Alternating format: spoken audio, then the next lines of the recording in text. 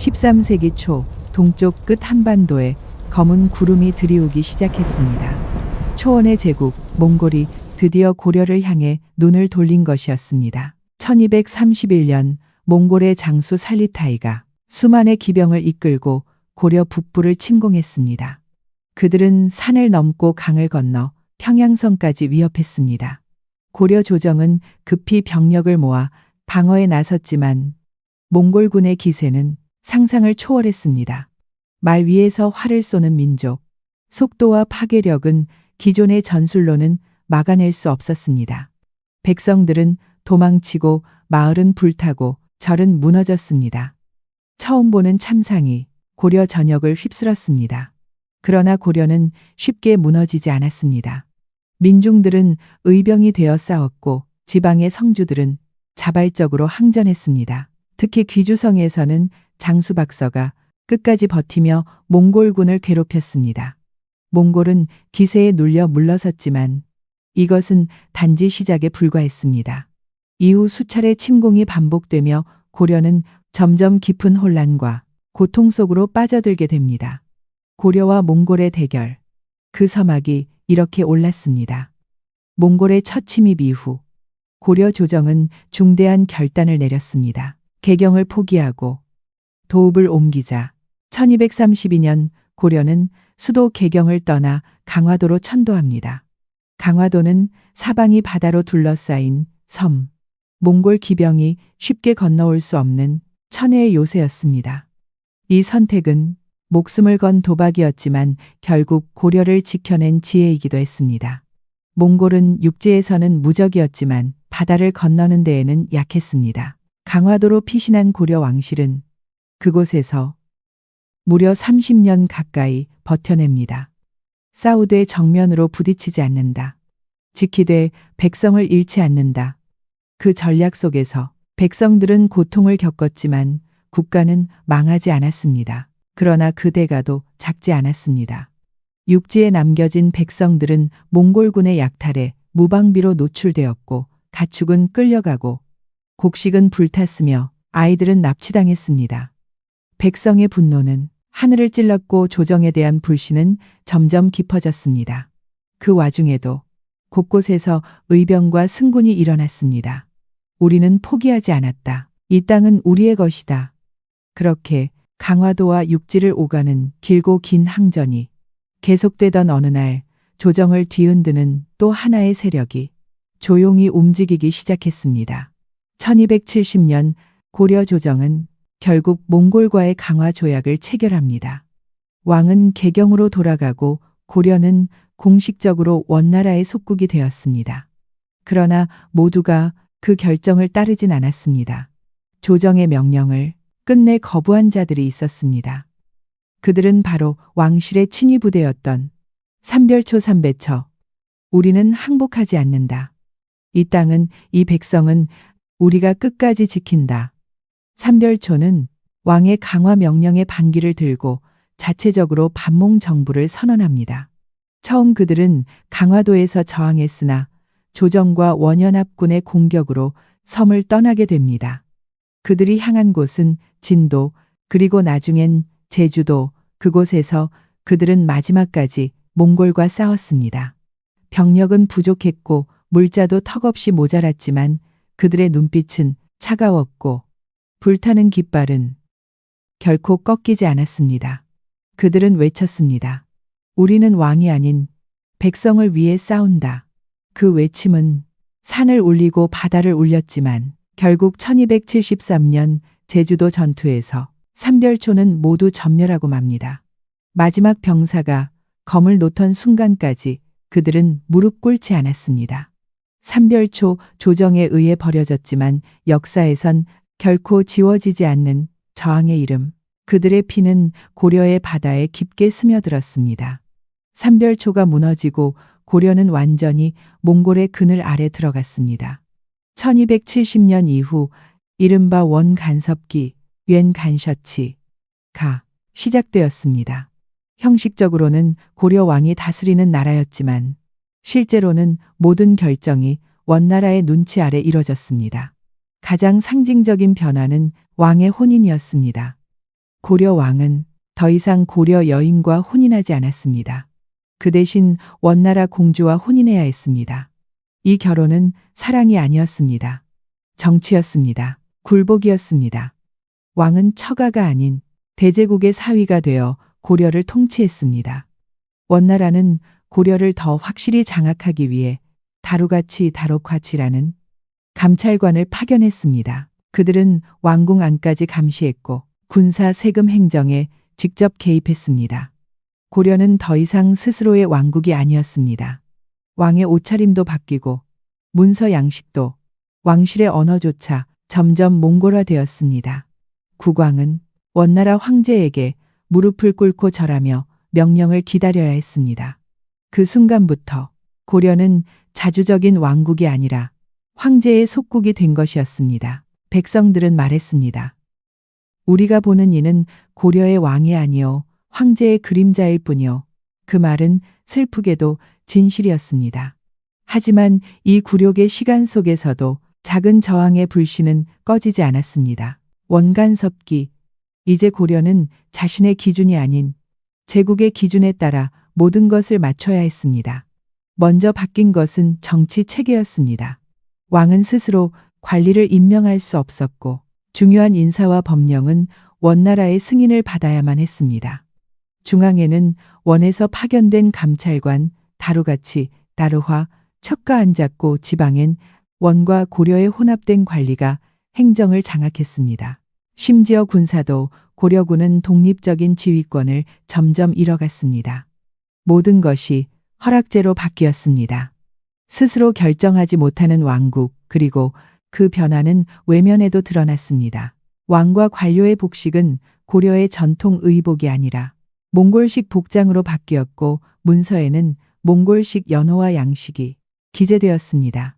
왕실 혼례, 제사 절차, 궁중 예법까지 하나하나가 원나라 방식을 따라야 했습니다. 말도 바뀌었습니다. 궁중에서는 몽골어가 사용되었고 몽골어를 배우는 것이 신하의 자격이 되었습니다. 문화 역시 달라졌습니다. 사냥과 활쏘기, 기마술 같은 몽골 문화가 귀족 사회에 퍼졌고 혼혈 왕족이 생겨나면서 몽골풍 귀족층이 형성되었습니다. 고려는 더 이상 순수한 고려가 아니었습니다. 사람들은 혼란스러워했습니다. 우리는 누구인가? 고려는 정말 존재하는가? 이 질문은 많은 학자와 지식인들에게 정체성의 위기로 다가왔습니다.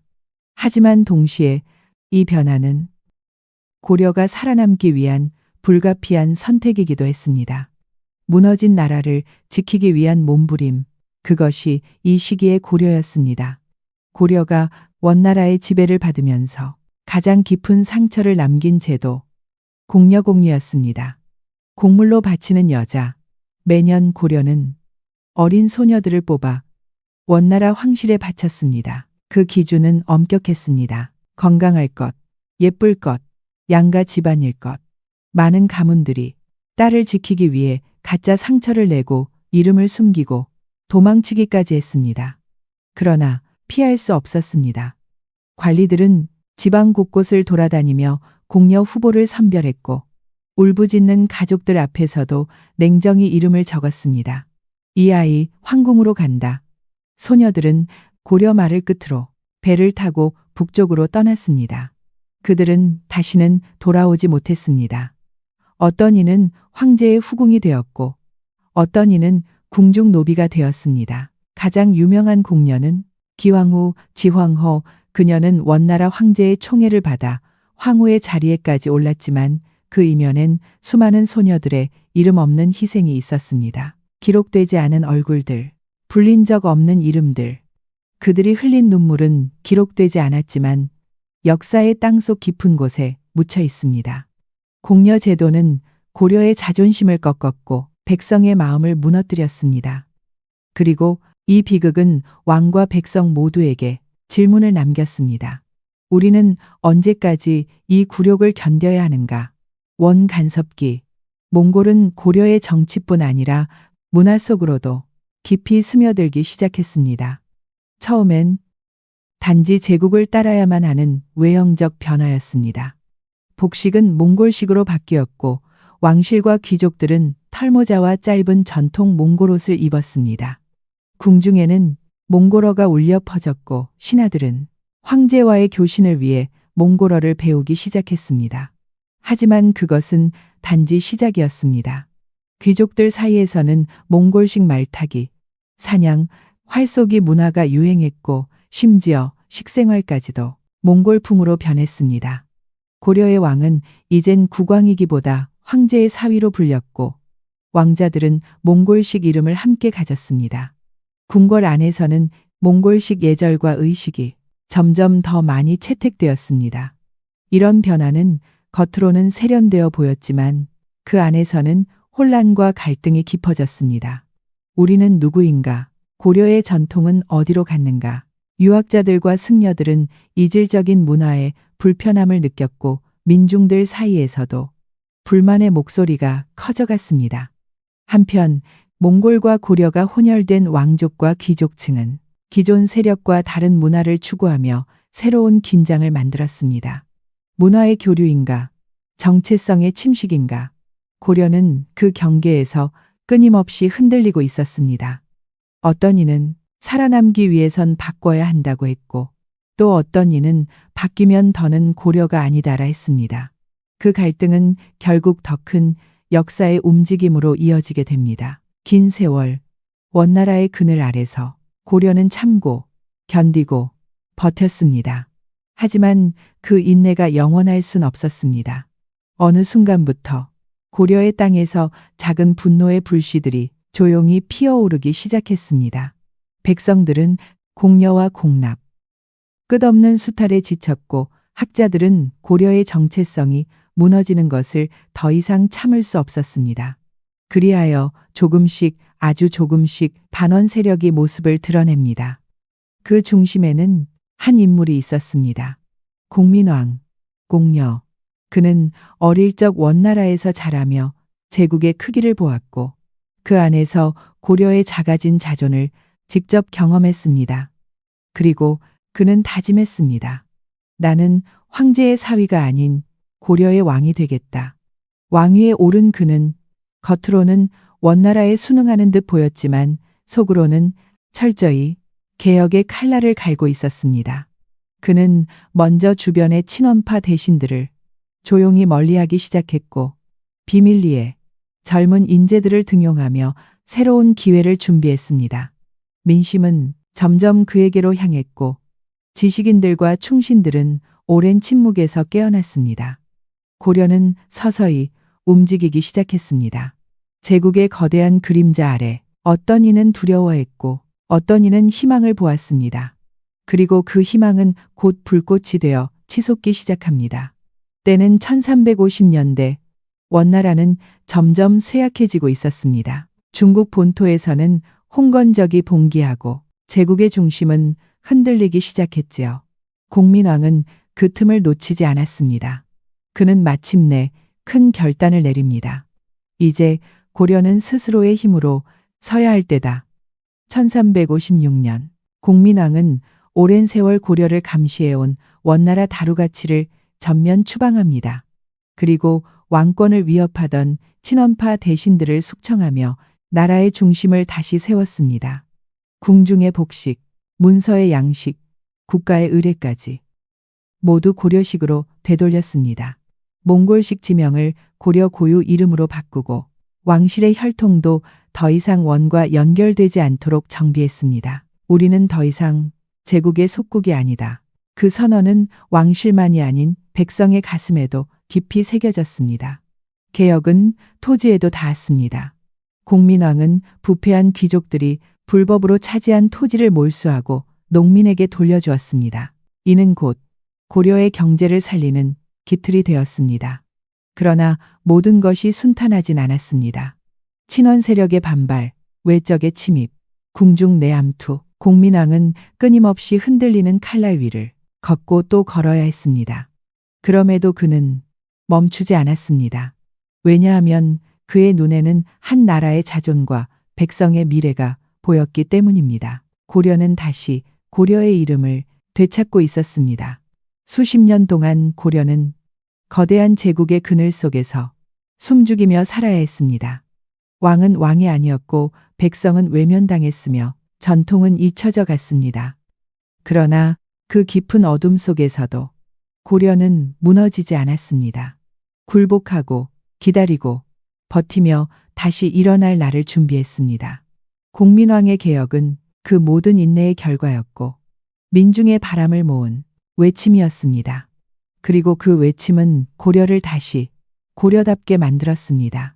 원간섭기는 한 국가의 자존이 얼마나 쉽게 무너질 수 있는지를 보여주는 동시에 그 자존을 되찾기 위해 얼마나 큰 용기와 희생이 필요한지를 일깨워주는 역사의 거울입니다. 많은 것이 이뤄졌습니다. 이름도 없이 사라진 소녀들, 가슴 속에 분노를 묻고 살던 백성들, 나라를 위해 몸을 던진 병사들. 그러나 그들의 희생 위에 고려는 존재할 수 있었습니다. 그리고 바로 그 때문에 우리는 그 시기를 굴욕의 시대가 아니라 버텨낸 역사로 기억해야 합니다. 무릎을 꿇은 것이 패배는 아니었습니다. 끝내 일어났기 때문에 고려는 지워지지 않았습니다. 그 이름, 고려, 제국이 사라진 자리에도 조용히 묵묵히 끝까지 남아 있었습니다.